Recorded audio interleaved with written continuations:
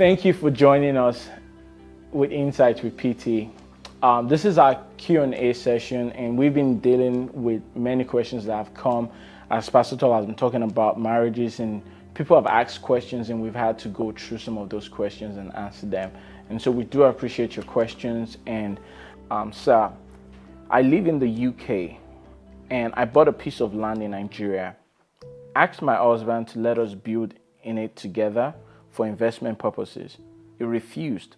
So I started and finished on my own without telling him. I'm not sure if I should or not. What do you think I should do, sir? Wow. This is very interesting.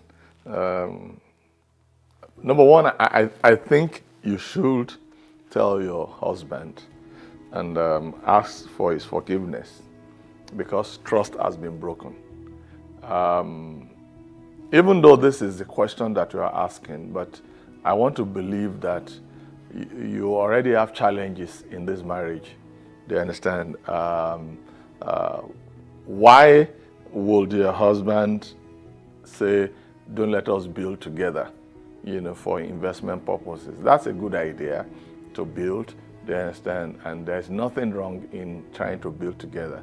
But there are issues in these marriages that I believe that they are like a carryover. It's been carried over, and part of the carryover is why your husband is not agreeing with you to build.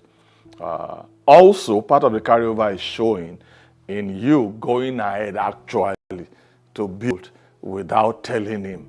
Do you understand? Why do I say that?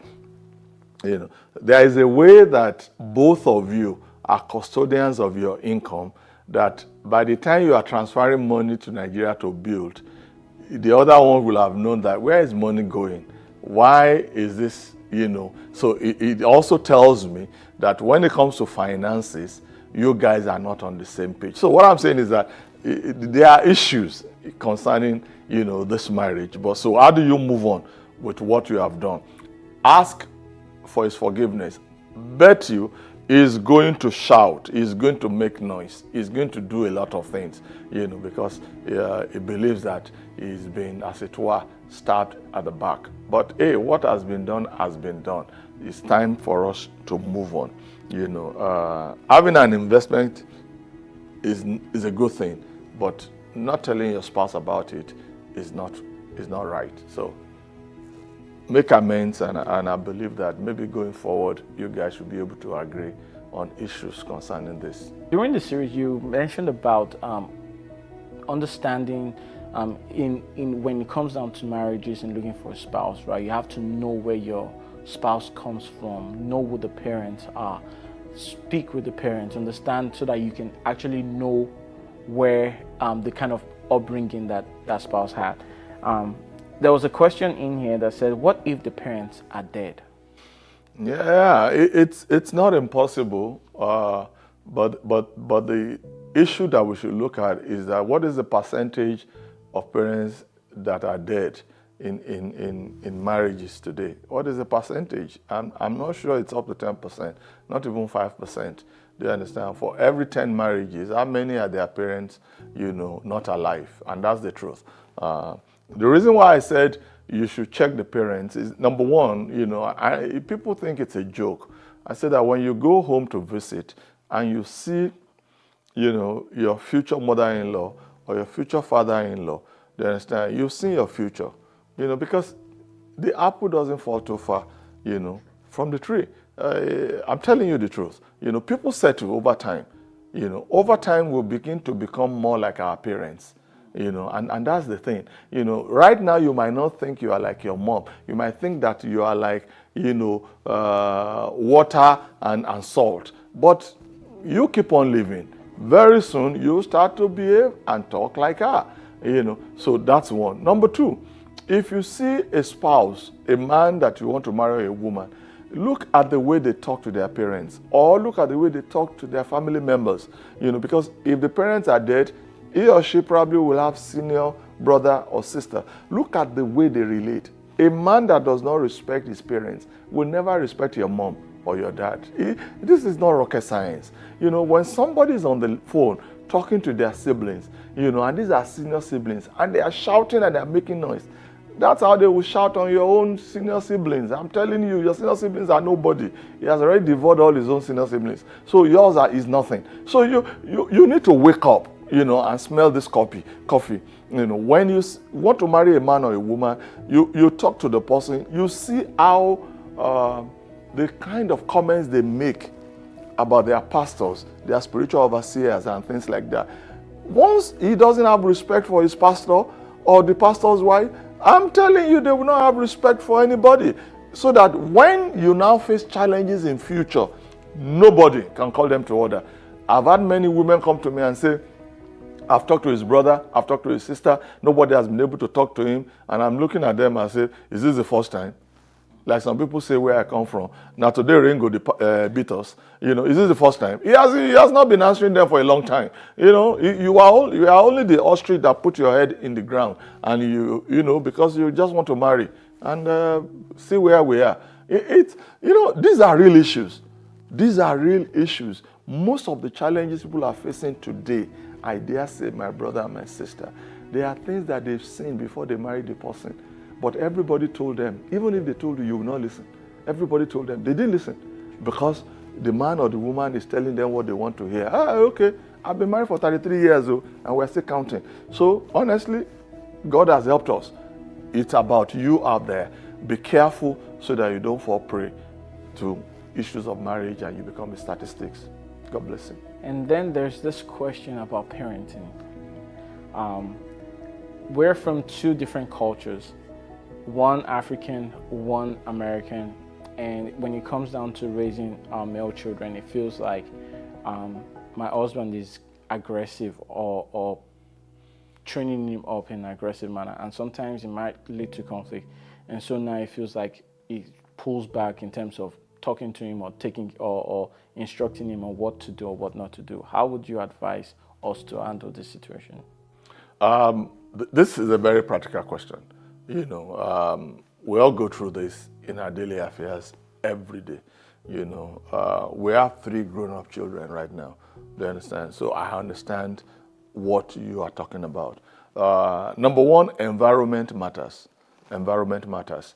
Do you understand? The things that I will probably do in correcting my child in Nigeria, you know, it might be so wrong in this environment because of the culture as well, you know. So I have to look at the environment. Do you understand? If I try to raise my kids the way my dad raised me or my mom, I'll probably be in jail by now. Do you understand? And that's the truth, you know, especially talking about the American concept. When you talk about the aggression has nothing to do with culture. It's about something that is personal, you know. I want you to look inwards. Maybe your spouse is passing a message to you. Do you understand? Through the issue of the children. Not so much about the children alone, but maybe she also feels they're aggressive to her, you know, or she's seeing aggression in you generally. Do you understand? So you need to take a look inwards and say, okay, how am I handling these children? Now, I've realized this. In most cases, someone has to be the disciplinarian.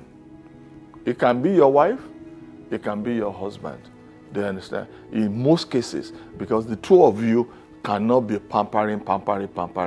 At the end of the day, you are looking at the future you might probably don't want to have concerning those children. So somebody has to be, you know. So you guys, you have to decide as you look at each other's strengths and say, who can be the enforcer, you know, in this home.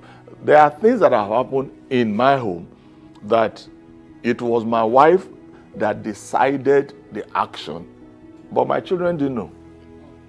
So I carried out the thing. I was the enforcer.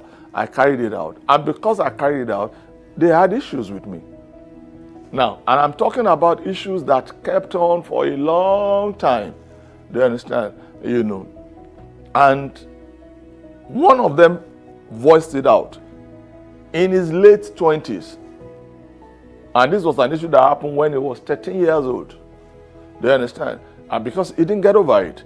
And I laughed, you know, when he said it, you know. I knew he was angry and all that. So I said to him, I don't even know why you're still thinking about things like this that happened many years ago. I said, if you care to know, it was your mom that said I should do what I did, and I did. It was messed up.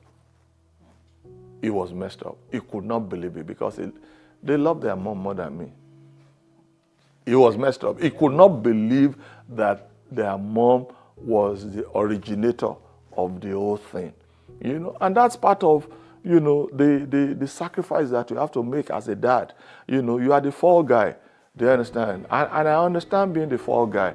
But I'm just laughing because I wish the children knew that idea is not my idea.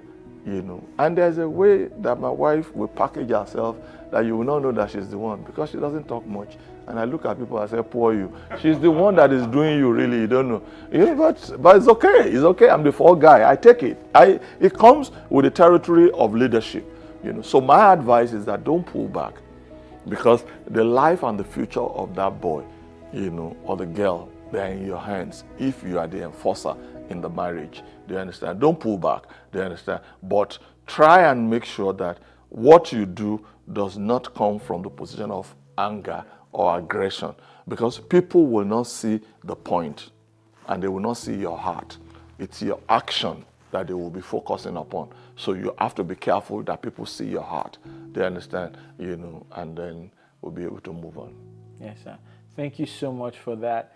And you've been watching Insights with PT. Again, if you have questions, don't stop, send them, and we'll see you at the next Q&A. Bye. Thank you for watching and listening to Insights with PT, our weekly podcast streaming every week at the same time. Join us next week for the continuation of this program.